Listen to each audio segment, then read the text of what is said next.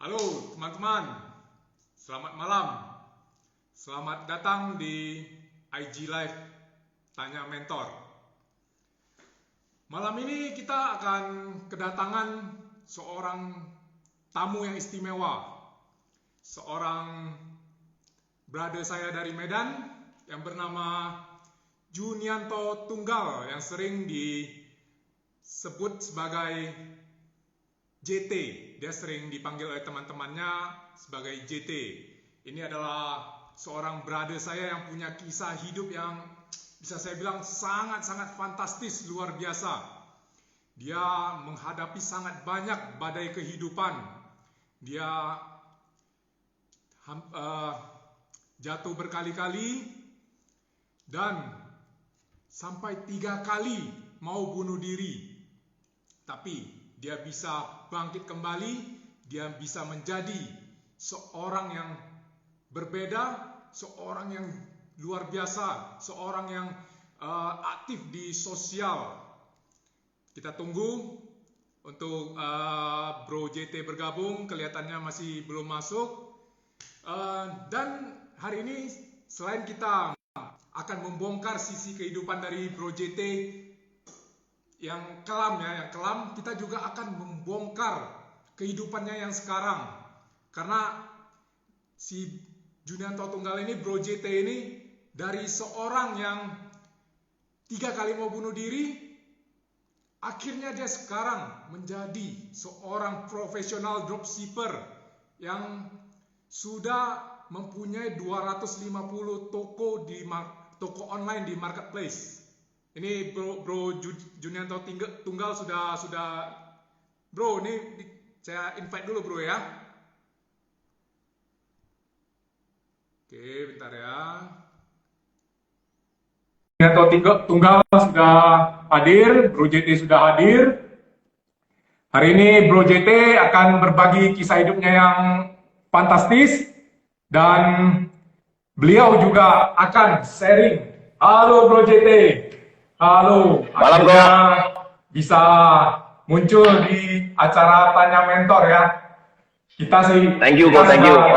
lama, kita juga merupakan rekan bisnis, tapi mungkin teman-teman yang sering ikutan di Tanya Mentor sama sekali belum kenal dengan Bro JT ini. Jadi mungkin saya ulangi sekali lagi, Bro JT ini namanya Junianto Tunggal, cuman dia sering dipanggil dengan sebutan JT.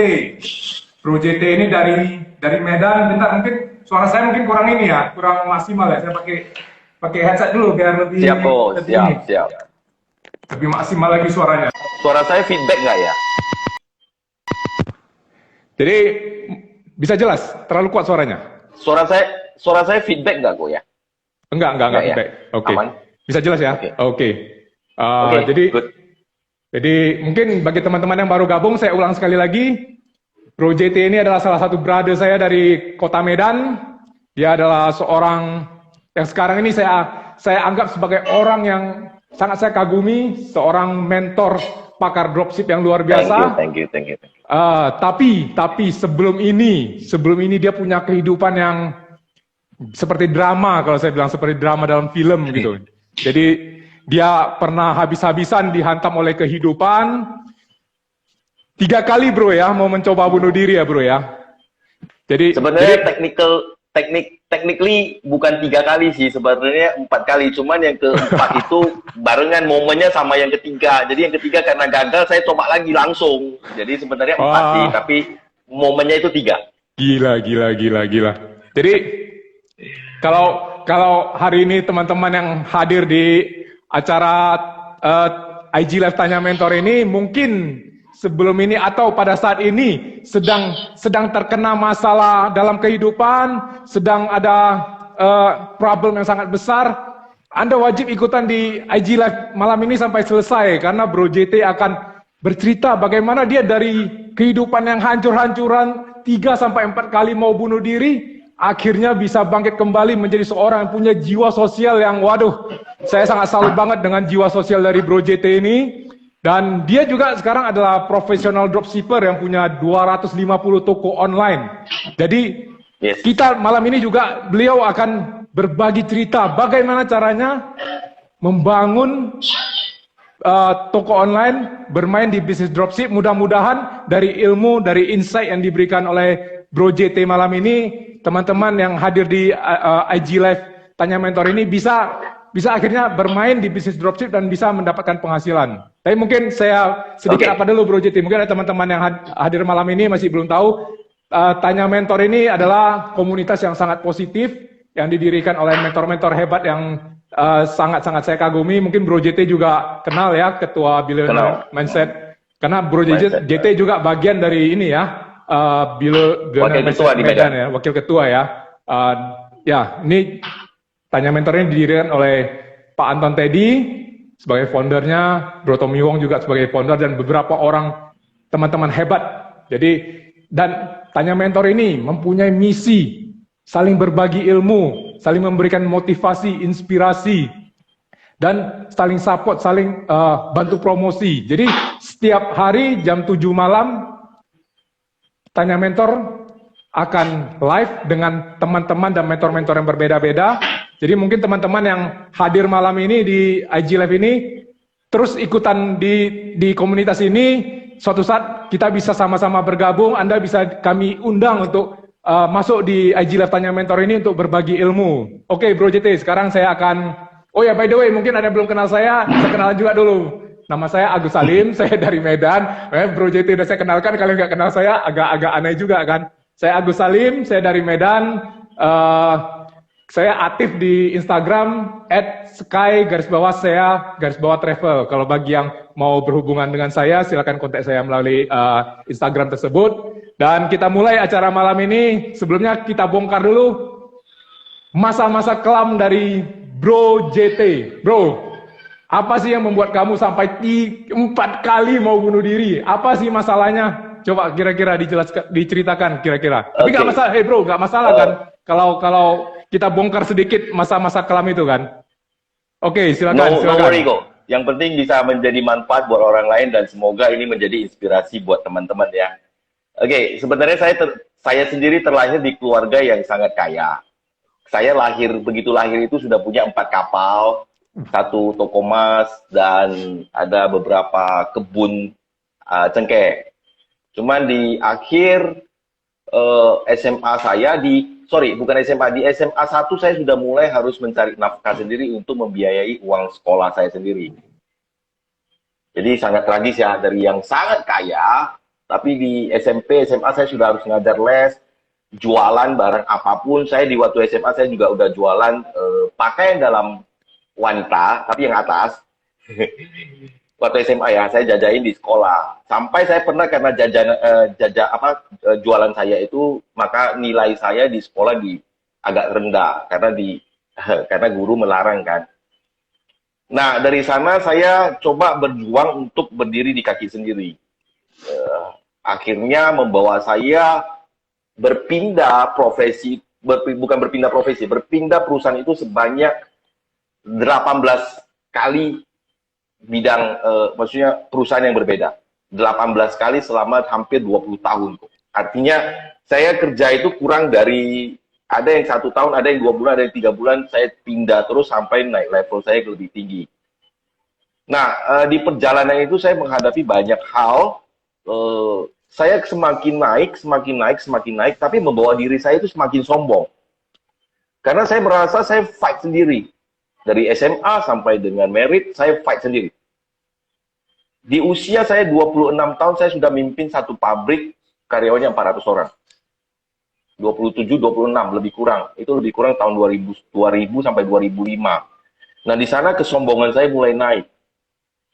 Saya merasa diri saya yang bisa, maksudnya arogansi saya naik. Dan itu yang membawa saya ke masalah berikutnya. Jadi saya menganggap semua orang itu remeh. Karena ya kita justru karena momen kehilangan dari segala macam di keluarga saya, dan saya bisa bangkit kembali, menjadikan diri saya sombong. Karena saya kerja loh, saya bisa loh. Nah, saya pernah punya pabrik celana jeans, karyawannya 24 orang, itu starting dengan saya sewa mesin, Saya operasional satu minggu itu 3.000 piece celana. Dan di sana saya coba lagi usaha yang lain karena arogansi saya sangat-sangat besar dan saya ingin menguasai lebih banyak lagi. Jadi saya dalam satu saat saya mengerjakan beberapa hal karena kesombongan saya. Nah itu yang membawa saya makin terpuruk. Ini tidak bisa jalan, ini tidak baca jalan, semua yang ada 3 sampai 4 usaha itu stop semua. Mandet. Jadi tidak lancar. Jadi saya kehilangan fokus. Saya benar-benar arogansi di sana. Saya terhadap staff saya terhadap karyawan saya saja. Saya juga berlakukan kalau saya bisa, kamu pasti bisa, tapi dengan cara yang tidak benar kok. Artinya saya tidak meliding mereka. Saya hanya as a boss, saya mengatakan kamu ini dan ini. Dan tidak show gimana caranya. Ya, as a boss kemarin itu ya, karena saya dapat dengan keringat darah saya sendiri, saya bisa, kamu pasti bisa. Nah, di sana mulai satu persatu masalah datang. Dan saya masih arogansi terhadap masalah itu. Misalnya contoh, saya pernah import barang dari luar, yaitu blender. Blender itu saya harus jajakannya agak unik ini. Jajakannya itu harus jualannya itu saya pakai demo. Jadi demo itu saya harus berkeliling pasar setiap pagi. Jam 4 saya udah bangun, saya gelar lapak, saya pakai mic langsung demo alat masak di pasar-pasar. Jadi setiap hari saya pindah pasar. Nah, pernah sekali import barangnya itu nyangkut di pabean. Saya dengan arogansi saya ke sana. Mana nih barang saya, dan saya nggak mau tahu, saya minta penghubung saya yang gantikan itu semua. Nah, di sana karena saya arogan, saya sombong menggunakan mutar ini, Bro JT. Oke. Ya, kedengeran nggak kok? Di sini juga agak-agak nge-lag di videonya Koko juga agak nge-lag. Halo? Oke. Agak lemot juga nih, agak mutar. Oke. Jelas ya? Suara saya jelas? Oke. Oke, lanjut ceritanya. Oke. Suara jelas. Jadi di kebabeanan itu di penghubungnya saya nggak mau tahu, saya minta dia ganti. Yang mengakibatkan dianya jadi males berurusan dengan saya dan ngeblok saya. Bukannya menyelesaikan usaha, menyelesaikan masalah, tapi dia ya udah deh, lu sendiri aja deh ke pabean, lu kalau bisa, lu kalau memang bisa, ya udah lu kerjakan sendiri, gua nggak mau ikut campur dan segala macam. Karena pada saat itu juga kita tidak melalui jalur yang benar. Ya, kita tidak jalur yang benar. Tapi di sana saya dapat banyak hal, misalnya contoh, saya berani jualan di pasar dengan mic, ngobrol di pasar, teriak-teriak di pasar. Saya pernah dari Medan bawa barang itu jalan sampai ke Jakarta. Saya pernah di Jakarta itu pasar Duta Mas. Saya pernah di sana 1 minggu jualan. 3 bulan saya di Jakarta jualan dan saya keliling pasarnya Jakarta.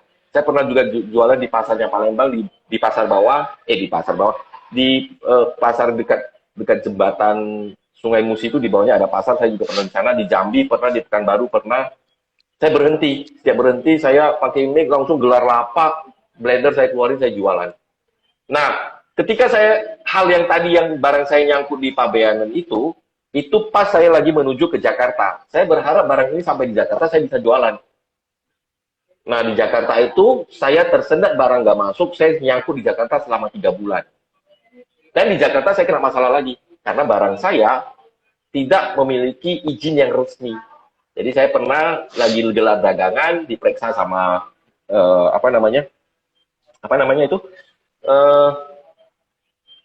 Satpol PP, dan ditanya izin segala macam. Jadi di sana berapa unit juga hilang. Itu yang kasus yang pertama, Bu.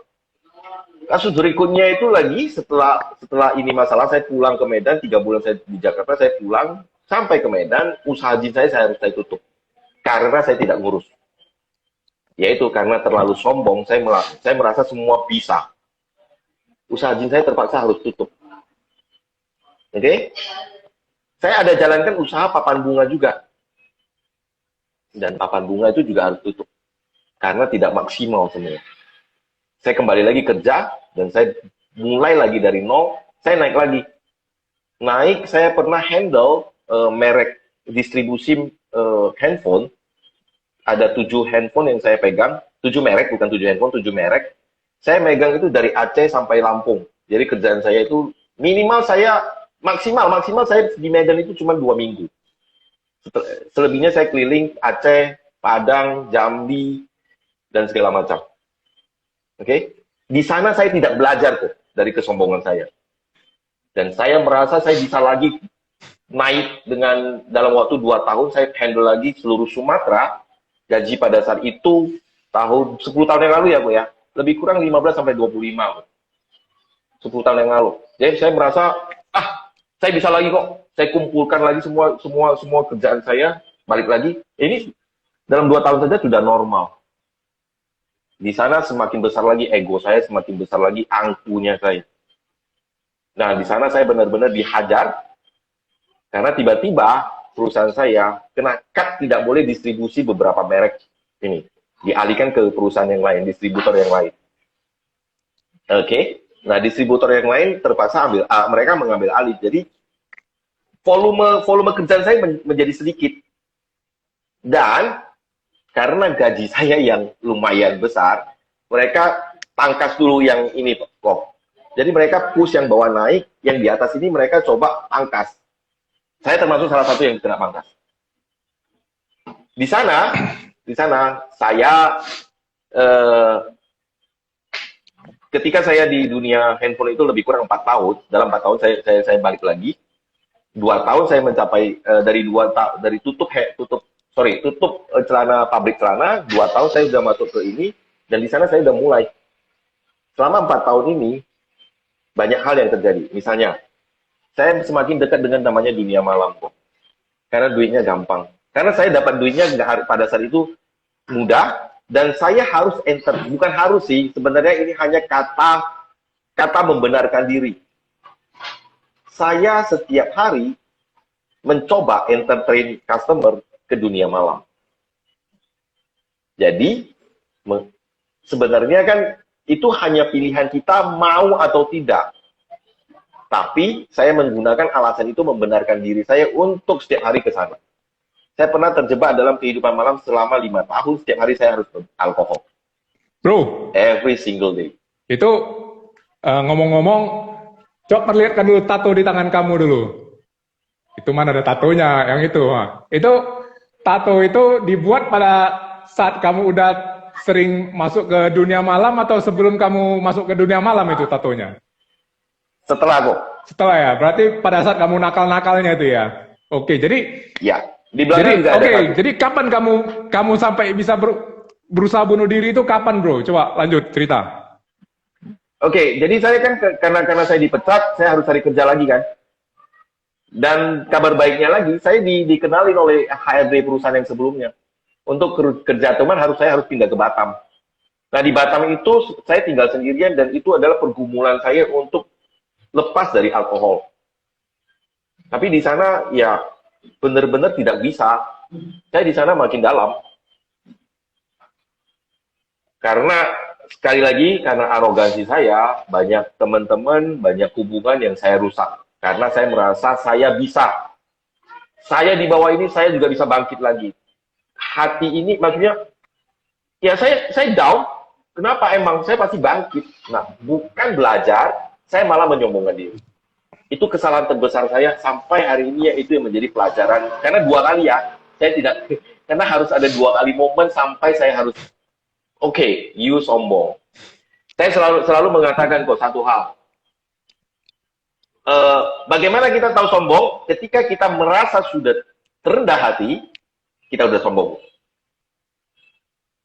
Kalau kita merasa kita udah cukup rendah hati, kita sudah sombong. Gimana? Kalau rendah kita hati itu, rendah hati, malah kalau kita sudah merasa kita sudah rendah hati, kita udah cukup. Saya udah rendah hati kok, artinya kita udah sombong. Oh, ya ini kadang nggak terpikir ini ya. Berarti kalau kita ngerasa rendah hati, malah saat itu kita merasa kita udah sombong. Sebenarnya sombong ya. Ya, karena rendah hati itu tidak perlu diukur, tidak perlu diperlihatkan. Rendah hati itu seperti pakaian dalam, penting tapi bukan untuk diperlihatkan. Ini pelajaran yang sangat-sangat saya patri ke dalam kepala saya, karena saya harus mengalami 2 kali jatuh. Oke, ini akan membawa saya menuju ke percobaan pembunuhan diri saya 3 kali. Percobaan pembunuhan diri saya pertama adalah saya kehilangan pabrik, berarti 2 tahun yang lalu kok. Oke, pabrik ya, saya udah hilang pabrik, hilang segala macam. Banyak hal-hal yang saya simpan untuk maksudnya hadiah dari pernikahan saya itu saya jual, jadi itu habis. Jadi pada saat itu anak saya udah yang kedua udah lahir, jadi saya agak down banget. Saya nggak bisa terima ini semua hasil dari payah saya, kenapa harus direbut seperti itu, dan saya tidak menyadari kalau saya sombong. Oke, itu yang pertama kok. Yang kedua dan ketiga itu saya ke Batam. Saya dihajar lagi di Batam oleh kehidupan ini. Sebenarnya bukan dihajar sih. Saya yang tidak belajar. Karena hidup ini, setiap hari itu memberi pelajaran-pelajaran yang sangat bernilai. Kita mau belajar, atau kita akan terperosok lagi. Di Batam saya coba bunuh diri 2 kali. Ketiga kali, saya drop. Saya tinggalkan semua karena di Batam saya juga gagal. Saya masuk ke dunia alat-alat ini, alat-alat kapal. Pas di saat saya masuk di sana, perusahaan kapal banyak yang pindah ke Vietnam, ke Brunei karena di sana lebih murah. Jadi Batam pada saat itu karena kan usaha tambang tambang batu bara di stop sama pemerintah, nggak boleh keluar. Jadi mereka harus diolah dulu baru boleh keluar. Nah, di Batam itu nggak bisa jalan lagi. Kenapa lagi lah ini ya? Saya coba beberapa hal sampai semua hilang. 1 tahun sebelum papa saya meninggal itu saya di Batam. Berarti, Jadi, bro, waktu di Batam ini kamu 2 kali mencoba bunuh diri waktu di kondisi di Batam ini. Oke. Lanjut. Jadi kenapa saya bisa memutuskan itu? Karena saya kecewa satu hal sama diri saya. Saya tidak belajar, dan yang saya kecewa yang terbesarnya itu adalah saya kecewa terhadap diri saya karena saya tidak bisa benar-benar menjadi seorang anak yang baik untuk papa. 1 tahun papa saya sebelum meninggal, sama sekali saya tidak ngomongan sama dia. Sampai 2 minggu sebelum dia wafat, telepon Pak, gimana keadaan baik, obat semua segala macam udah makan, udah 2 minggu kemudian dia meninggal. Itu kekecewaan saya yang paling besar.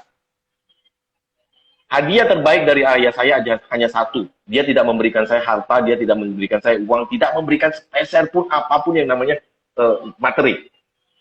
Dia hanya bilang 1, nama Chinese saya Awi sih, Hong Kong Awi, dia biasanya panggil Wei sini. Itu pada saat itu dia masih sehat, seger buger. Sini duduk sama papa. Papa hanya kasih 1 kamu ya. Kondisi apapun, jangan hilang harapan dan tetap semangat. Oke? Nah, kadang-kadang kalau saya ngulang lagi kata itu dan saya ingat momen itu, saya masih mau merasa ini terharu lagi, mewek jadinya. Oke? Nah, pada saat itu saya kecewa berat dengan diri saya. Kenapa tidak belajar? Dan kenapa kamu tidak melayani papa dengan baik? Oke deh, papa udah pass away 6 bulan. Pak, saya ikut kamu, Pak. 2 kali saya coba, sebenarnya ya 2, 3, 4 itu waktunya lebih kurang dari seminggu saya coba, 2, 3, 4. Tapi semua gagal, Bu. Ya, saya sangat bersyukur gagal. Berarti bro, memang Tuhan masih sayang pada kamu, bro. Kamu memang dikasih cobaan yang betul-betul, waduh, luar biasa cobaannya. Tetapi ya, itu juga menjadi dasar bagi kamu untuk menjadi Junianto Tunggal yang sekarang ini, yang saya kenal, yang saya kagumi.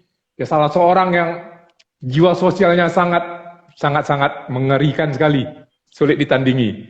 Bro, coba cerita dari kondisi yang kehidupan kamu yang begitu kelam, bagaimana kamu bisa berubah menjadi seorang Junianto yang seperti sekarang, yang begitu baiknya, begitu berjiwa sosialnya, begitu semangatnya membantu teman-teman. Apa yang membuat kamu berubah, bro? Nah, gini kok. Jadi setelah kejadian kondisi percobaan pemunduran diri yang terakhir, which is yang keempat, saya coba berdiam di Batam kan saya tinggal sendirian, tidak ada teman karena keluarga kan di Medan. Saya tidak mau keluar lagi. Sama sekali tidak, apapun saya tidak mau lakukan. Oke, sampai pada suatu saat ada satu teman nih datang. Lu udah lama nih nggak keluar, kenapa sih 2 minggu di rumah saja nggak keluar-keluar? Mereka kebingungan, ini orang kemana sih? 2 minggu pada kemana? Begitu keluar, pada saat itu, ini menurut kata mereka ya, karena saya tidak bisa melihat muka saya sendiri. Pada saat itu, saya sudah membenci diri saya, sangat-sangat benci kok. Saya nggak berani lihat kaca. Karena saya sangat benci, dan saya sangat benci orang yang ada di sosok kaca itu. Karena itu kekecewaan saya yang paling dalam. Jadi saya nggak tahu kondisi badan wajah saya, raut saya itu di mana-mana. Tapi teman-teman mengatakan yang ngajak saya keluar, ngajak saya ngopi, lu itu kayak orang yang sudah kehilangan akal sehat wajahnya. Kadang-kadang ngomong sama kamu juga nggak ada balasan. Nah, tapi mereka bersyukur masih ada teman-teman baik yang coba lagi 1 minggu, kemudian coba 1 minggu, kemudian coba, dan saya mulai bisa mulai bersosialisasi. Cuman saya masih belum terima saya. Saya belum bisa terima diri saya sendiri yang manusia gagal, yang selalu berbuat salah dan tidak mau mengakui semua kesalahannya pada saat itu. Oke, saya coba, oke deh, saya nyerah deh di Batam, saya pulang aja deh. Sampai di Medan, ada beberapa teman lagi sudah tahu saya di Medan, coba ngajak saya keluar, ngobrol-ngobrol. Ya sini yuk, lalu lagi nggak ada kerjaan kan, yuk keluar yuk, jalan-jalan. Oke, ikut. Saya ketemu satu wanita, cewek. Oke, dia lagi ada masalah yang super duper luar biasa di keluarga dia. Ngobrol, saya merasa masa lalu tidak sebesar masalah saya. Pada saat itu saya coba memberikan satu kata, 2 kata yang baik. Oke. Di sana dia belum sembuh kok. Orang yang saya maksudnya saya kasih kata-kata ini, dia belum sembuh, tapi saya merasa saya mendapatkan setitik air di padang pasir. Saya sendiri sudah sembuh. Saya merasa, saya harusnya bersyukur. Saya harusnya bisa bergerak dari sini. Dari sana, saya mulai coba cari teman-teman yang punya masalah. Saya coba kasih 1 patah, 2 patah kata, kasih semangat, kasih inspirasi. Saya buat di sosmed saya buat kata-kata, saya desain sendiri, asal-asal saya desain. Saya post di sana. Di sana saya mulai bergerak. 1 orang, 2 orang, 20 orang, 30 orang, 40 orang, sampai saya pernah diundang sampai 300 orang di sekolah. Di sana, saya baru sadar. Inilah tujuan hidup saya, membantu orang lebih banyak.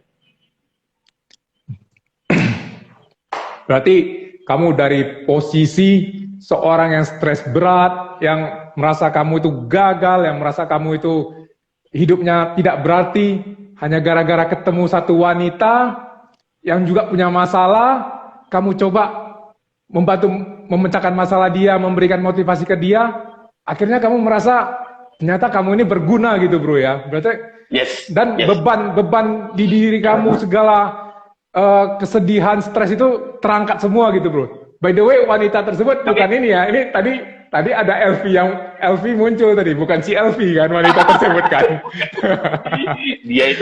dia itu guru saya kok. Oh iya. Bukan. Mana tahu kan, penasaran. Oke, jadi oke, lanjut. Sebenarnya dari sana saya mulai merasa diri saya ada manfaat. Saya belum gagal kok. Kamu lahir di dunia ini ya karena ini. Dan di sana saya mulai merasa saya benar-benar ada gunanya dan saya memiliki keunikan. Saya memiliki keunikan. Saya bisa mencintai diri saya apa adanya. Di sana saya mulai bergerak. Walaupun tidak, maksudnya kita ngobrol sama temen kadang-kadang bukan dibayarin, malah kita bayarin lagi. Kalau kita ketemu kadang-kadang kalau di sekolah, di institusi saya keluar juga itu free of charge kok di awal-awal. Saya tidak mau ambil spesial karena saya merasa di sanalah saya bisa merasa diri saya bermanfaat. Di sanalah saya bisa memaafkan diri saya. Dan di sanalah saya bisa mencintai diri saya lebih lagi. Berarti kamu setelah kamu melewati masa-masa mau bunuh diri itu, kamu udah merasa bahwasanya ternyata kalau berbagi itu, memberi motivasi ke orang-orang itu merupakan suatu hal yang membuat kamu jadi semangat hidup gitu, bro. Dan dari sana kamu sering-sering ke berbagi motivasi, melakukan mentoring ke sekolah-sekolah gitu, bro ya. Terus saya lihat kamu juga kan sangat aktif sekali di kegiatan-kegiatan sosial. Saya beberapa kali ikut di kegiatan kamu ke panti-panti asuhan dan memberikan motivasi, bukan hanya sekedar memberikan, kalau ke panti asuhan memberikan sumbangan itu saya sudah sering lihat ya. Cuman saya lihat kegiatan yang kamu lakukan itu, kalian ke panti asuhan dan selalu buat seperti seminar kecil di panti asuhan tersebut, mengajari anak adik-adik di pantian tersebut. Itu kenapa bisa kepikiran membuat program yang seperti itu, bro? Jadi gini kok, sebenarnya saya ada tergabung ke salah satu komunitas yang komunitasnya namanya Diamond Wisdom Indonesia atau Diamond Wisdom Medan, dan saya salah satu adalah anggota di sana. Kami ingin sebenarnya kami ingin lebih fokus ke wisdom, ke knowledge-nya anak-anak. Kita percaya pendidikan itu hanya sebagai jembatan. Pendidikan itu hanya sebagai alat, sebagai mobil, kendaraan kita. Tapi kalau supirnya nggak benar, mau pendidikan sebagus apapun, mobilnya pasti akan rusak. Nah, kita pengen supir-supirnya itu diberesin. Dimulai dari teman-teman yang masih usia remaja. Makanya saya senang dengan teman-teman adik-adik kita yang usia remaja di sekolah. Saya senang ke sekolah. Dan di panti itu memang seukuran umuran segitu kan. Nah, di sana kita coba mengisi, ayo dong kalian bisa ini dan bisa itu. Jadi kita mulai dengan membiayai sekolah mereka. Kemarin kita ada program, setiap minggu kita mengunjungi panti, kita memberikan sesi 1 jam hanya sebagai seminar positif, apapun itu, tentang mindset, tentang semangat, tentang motivasi, tentang hidup, tentang nilai-nilai hidup. Nah, setelah itu kita akan kita ada program kemandirian panti. Nah, ini kebetulan program kemandirian panti, besok kita akan bantu satu panti, mereka buka usaha pangkas, kita biayai, mereka dengan pangkas ini mereka akan biayai panti mereka sendiri. Jadi mulai dari sana kita coba deh, jangan selalu jangan selalu punya mental mindset minta. Bagaimana kalau kamu membiayai diri sendiri dulu. Itu by the way, Elvi bilang tuh BM Medan lah. Jadi ini mungkin harus Bro JT sama Elvi bisa kolaborasi lebih kencang lagi untuk supaya BM Medan ini kencang nanti ini kegiatan-kegiatan sosialnya ya.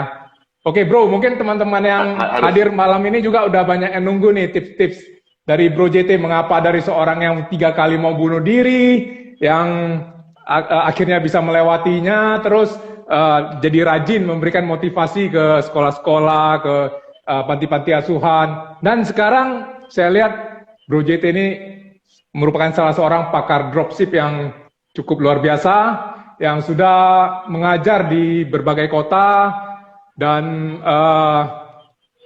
dia sendiri adalah dropshipper yang punya sampai 250 toko online, bro ya, saat ini ya. 250 toko online dan ribuan produk. Itu coba ceritakan gimana caranya kamu kok dari seorang yang 3 kali mau bunuh diri, hancur habis-habisan, kok bisa sampai sekarang jadi profesional dropshipper yang cukup sukses gini, bro? Saya nggak berani mengatakan diri saya sukses. Sukses bagi saya adalah ketika diri saya memberikan manfaat untuk orang lain, itu baru sukses. Menurut saya, ini versi menurut saya. Karena saya masih berasa saya belum maksimal menjadi manfaat untuk orang lain. Ya, jadi ini ceritanya nyambung banget sih dari saya Batam. Makanya saya paling ingat nasihatnya Steve Jobs. Ketika kamu menyambung titik-titik yang ada di belakang, itu membawa kamu sampai hari ini. Jadi semua kejadian, bahkan percobaan pembunuhan diri itu pun membawa saya hari ini. Dan itu saya harus syukuri semua. Siapapun yang ada di sana menjadi hambatan saya, menjadi penolong saya harus syukuri. Tanpa mereka, saya tidak ada hari ini. Dan saya pernah terkena masalah hukum juga sih. Ya, itu juga salah satu pembelajaran yang sangat luar biasa.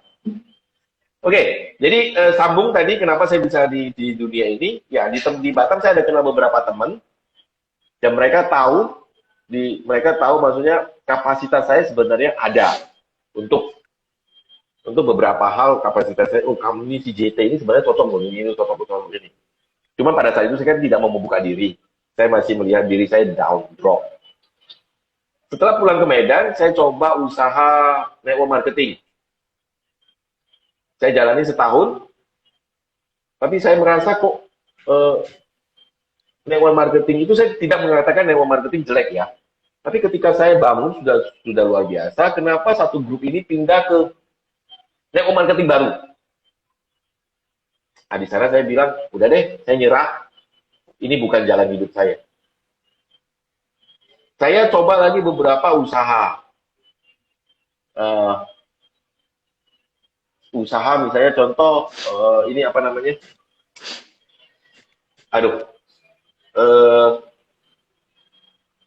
Apa ya? Saya sulit katakan, tapi masih di dunia digital. Saya pernah coba jualan di hanya itu ya tahun 2000. Saya tahun 2005, 2006, 2007. 2007.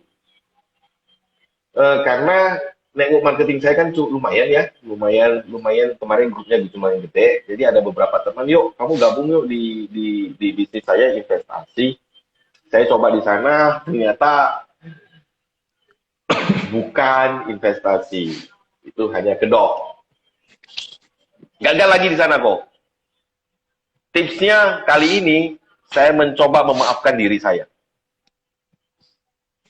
Pilihannya salah, di tangan saya yang pilih salah. Tapi jangan terus-menerus menyalahkan diri. Sadar pilihan kita salah, oke, perbaiki. Tapi jangan terus-menerus menyalahkan diri. Nah, itu tipsnya saya kok. Saya tidak mulai memaafkan diri, saya mulai cepat bergerak lagi. Tips kedua, saya ingat nasihat papa saya. Apapun kondisinya, kamu terus harus punya harapan dan jangan putus asa. Ini dua harta kekayaan saya yang saya pegang sampai sekarang. Ketika kamu bersalah, kamu melakukan kesalahan, cepat mengakui kesalahan dan segera bergerak lagi. Jangan stay di sana, jangan menyalahkan diri terus-menerus. Karena itu hanya akan melemahkan raksasa yang ada di dalam diri kamu. Bro, pada saat itu kan kamu juga lagi kondisi kan bisa dibilang bangkrut ya bro ya, bangkrut, tidak ada uang. Jadi bagaimana sih kamu bisa bangun bisnis dropship ini bro? Banyak hal sih, tapi saya singkatin aja. Sampai di saat itu, temen yang di Batam itu coba kontak saya. Lu sekarang kerjaan apa sih? Gua denger lu kan di MLM lumayan. Ini ada MLM baru sih, tapi di dunia pendidikan, lu kan suka pendidikan. Aduh, iya sih, gue suka pendidikan, tapi kalau MLM, entar dulu deh. Saya bilang, entar dulu deh, soalnya energinya terlalu besar di depan. Karena pada saat itu saya butuh untuk operasional keluarga saya kan. Saya butuh yang oke, kerja atau apa gitu yang langsung bisa menghasilkan. Saya bilang, kayaknya nggak cocok dulu untuk saat ini. Saya butuh yang perputarannya cepat untuk operasional keluarga. Dia bilang, oh deh, kalau enggak kamu berangkat kembali ke Batam. Saya ada ini. Pada saat itu saya nggak punya duit kok. Nggak punya duit, mobil juga barusan ditarik. Karena kasus hukum saya, mobil juga kena tarik. Mikir-mikir, saya pinjam ke teman, semua nolak. Karena tahu kan saya nggak punya kondisi, nggak punya penghasilan. Ada satu orang yang menolong saya. Oke, saya pinjamin kamu. Saya juga susah loh ya, tapi saya pinjamin kamu. Saya percaya sama kamu, kamu pasti berhasil. 2 juta saya pinjam kok. Saya janjinya Sabtu berangkat. Saya berjanji ke yang teman saya Sabtu akan tiba di sana. Hari Rabu saya pinjam duit sampai dengan Kamis saya tidak dapat duit. Hari Jumat saya ketemu satu teman ini, dia pagi-pagi bilang, oke, saya punya 2 juta. Tapi ntar malam saya baru transfer. Kenapa? Karena saya punya mandiri, saya nggak punya BCA. Mandiri itu dia harus pulang dulu ke rumah, pakai ATM, colok, kirim. Dari jam 7 sampai jam 12 kan ATM off ya, BCA ya. Dia jam 8.45 kirim kok.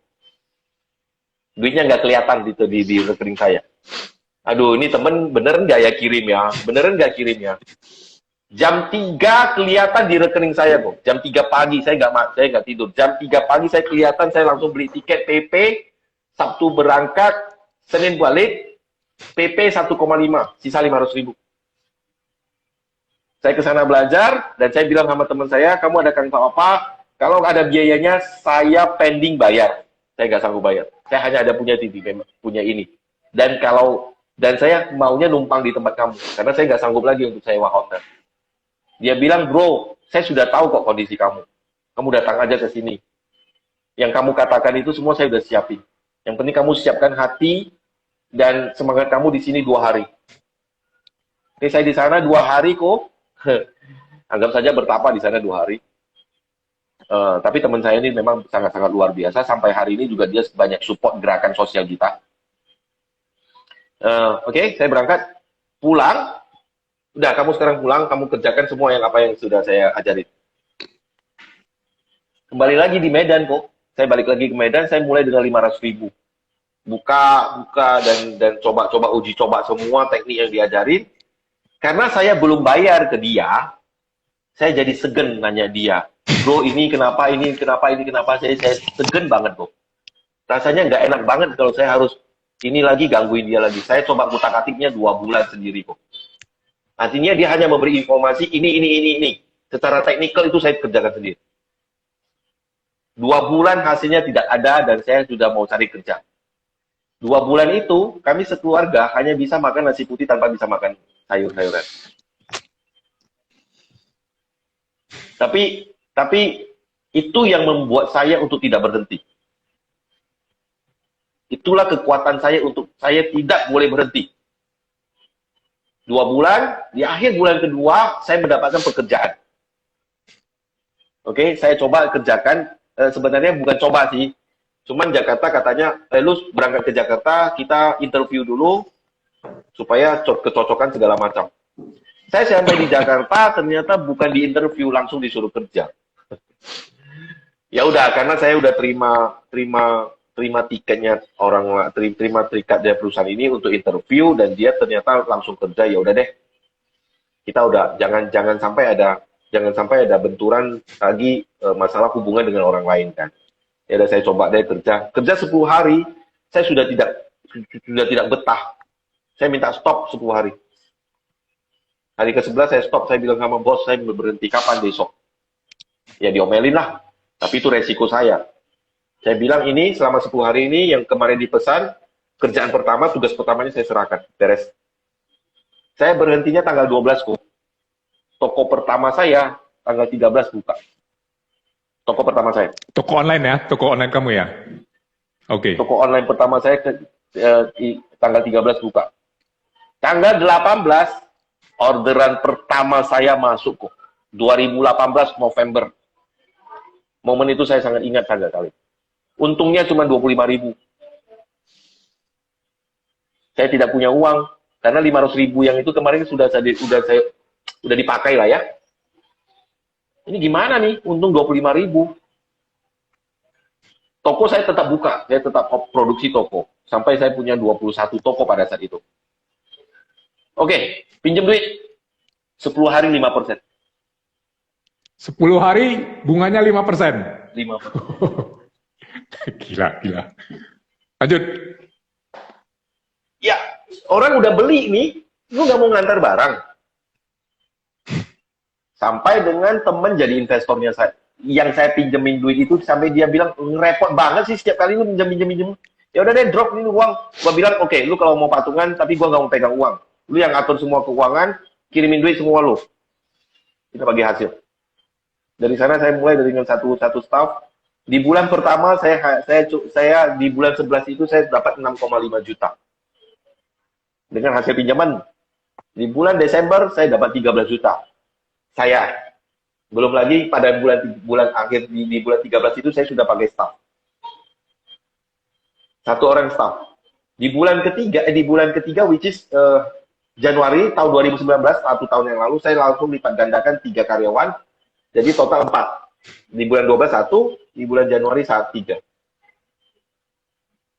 Dari sana saya bergerak dan saya mulai memberanikan diri sharing ke teman-teman, ini bisa bantu kalian. Mau nggak belajar? Karena dengan kalian mengetahui ilmu ini, kalian bisa nolongin orang lain lagi. Dan ini kenapa saya tidak berhenti, karena di hampir 18 bulan ini juga banyak masalah sih. Tapi tidak membuat saya berhenti, karena saya tahu bisnis ini bisa nolong orang banyak. Bahkan orang yang tidak punya modal bisa nolong orang. Berarti bisnis dropship ini bisa dilakukan siapa saja, walaupun dia modalnya sangat kecil atau modal sangat terbatas, tapi bisa bermain di bisnis dropship ini. Dan kalau mereka itu mungkin juga nggak terlalu ngerti pakai internet, nggak ngerti teknologi, ibu-ibu rumah tangga itu, apakah mereka bisa masuk ke bisnis dropship ini, bro? Selama mereka memiliki handphone dan mereka tahu yang namanya geser kanan, geser kiri, bisa ketik-ketik, sudah bisa kok. Sangat-sangat bisa. Murid yang datang belajar ke saya itu dari umur 18 sampai umur 56 tahun. Total murid saya juga yang di seluruh Indonesia udah ratusan sih. Ya, dari umur 18 sampai umur 50 tahun. Kecepatannya beda-beda. Tapi bisa. Tadi kan Koko tanya, bisa atau enggak? Bisa. Berapa lama? Tergantung orangnya. Dari teman-teman yang pegang mouse saja nggak tahu, misalnya mereka pegang mouse kan harusnya begini ya. Ada satu lagi murid saya yang pegang mouse begini. Itu pegang mouse kok nggak jalan ya? Tapi hari ini dia punya penghasilan di atas 5 juta. Dari bisnis dropship aja ya, 5 juta ya.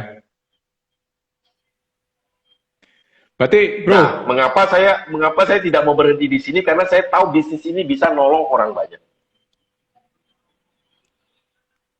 Ini mungkin hari ini kan jadwal IG Live itu kan cukup pendek. Nggak mungkin kamu ngajarin dari awal sampai selesai bagaimana buka toko online, bagaimana bisnis dropship. Jadi teman-teman mungkin setelah IG Live ini, kalau teman-teman yang pada saat ini, terutama pada masa COVID-19 ini, lagi mungkin terkena PHK, lagi tokonya tutup, lagi ada masalah kesulitan ekonomi, ini bisnis dropship ini bisa menjadi salah satu jalan keluar bagi kalian, karena tidak dibutuhkan modal besar, tidak dibutuhkan keahlian yang super canggih, yang kalian perlukan hanya kemauan, dan satu lagi yang diperlukan adalah mentor yang mau ngajarin kalian. Jadi Bro JT ini, kalian mungkin yang hadir, teman-teman yang hadir malam ini, kalian sudah lihat dia beranjak dari seorang yang hancur-hancuran hidupnya,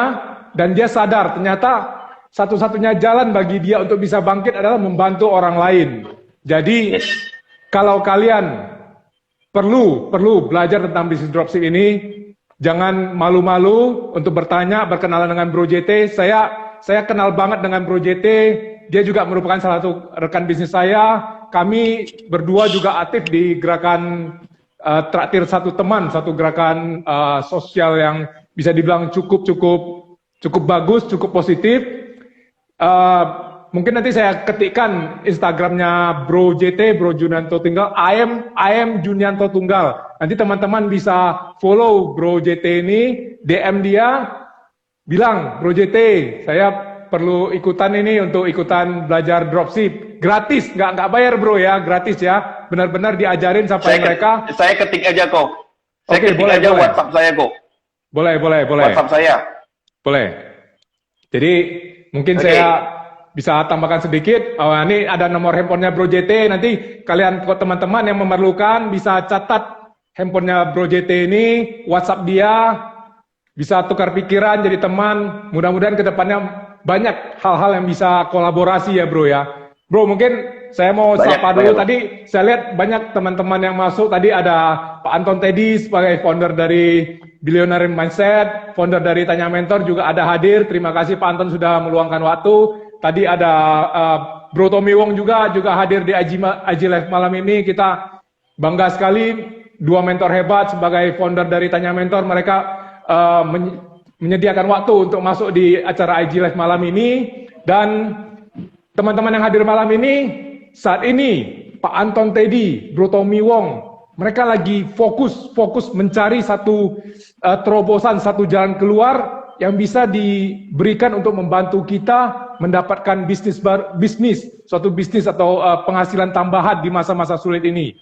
Jadi setiap jam 6 sore itu di IG-nya Bro Tommy Wong, @TommyWongOfficial, Pak Anton Teddy dan Bro Tommy Wong mereka akan sharing tentang reseller community. Jadi teman-teman yang hadir malam ini usahakan setiap jam 6 bisa hadir di IG Live-nya Bro Tommy Wong, karena di sana akan banyak ditawarkan kolaborasi, peluang-peluang bisnis yang bisa kita manfaatkan. Kita bisa bergabung menjadi satu komunitas yang luar biasa. Jadi saya lihat juga waktunya kayaknya sudah tinggal beberapa menit lagi, dan mungkin ini ada sedikit izin dulu ke founder Tanya Mentor, ke teman-teman dari Tanya Mentor. Ini saya izin untuk promosi sedikit. Ini promosi pribadi, betulnya kurang etis juga, tapi ya nggak apa-apa lah kita, karena ini berbagi ilmu ya. Tanggal 17 Juni Bro JT dengan satu teman kita yang istimewa, Bro Jordi Wong Sidarta, akan mengadakan ilmu juga. Jadi, aduh ini Bro JT-nya keluar pula ini, mungkin internetnya lagi Pak. Jadi mungkin saya sampaikan saja, nanti tanggal 17 Juni Bro JT dengan Bro Jordi Wong Sidarta, salah satu pakar digital marketing termuda, mereka akan melakukan webinar, akan berbagi,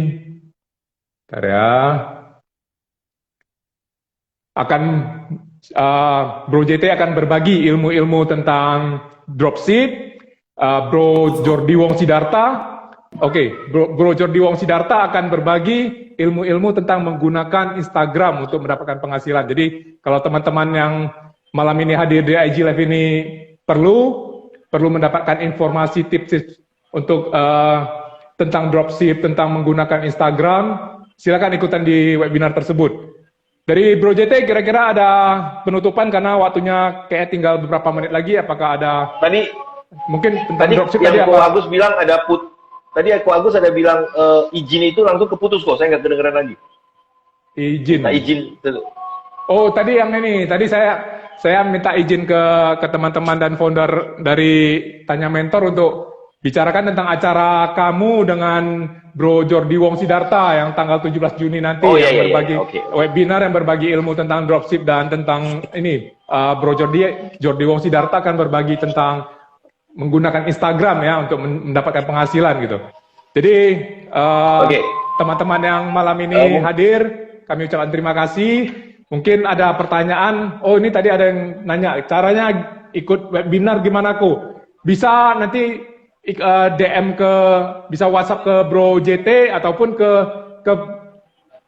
DM ke Instagramnya Jordi Wong Sidarta, Jordi Wong @sidarta. Nanti bisa daftar melalui mereka gitu. Jadi teman-teman yang sudah hadir malam ini, kita sangat berterima kasih karena mau menyempatkan waktu untuk hadir. Saya lihat apakah ada pertanyaan yang perlu dijawab. Kalau tidak ada pertanyaan, mungkin Bro JT bisa kasih kata-kata penutup ataupun ada apa lagi yang mau disampaikan? Ada. Silakan Bro. Iya kok, ini closing statement pendek saja. Ini saya belajar dari pengalaman saya. Ketika Anda berada di titik paling bawah, bergembiralah. Karena momen berikutnya Anda melesat. Karena tidak bisa ke bawah lagi. Oke, berarti kalau seperti Bro yang sudah pada titik yang sangat-sangat di bawah itu, bergembira aja ya, nggak usah karena momen berikutnya Anda terbang.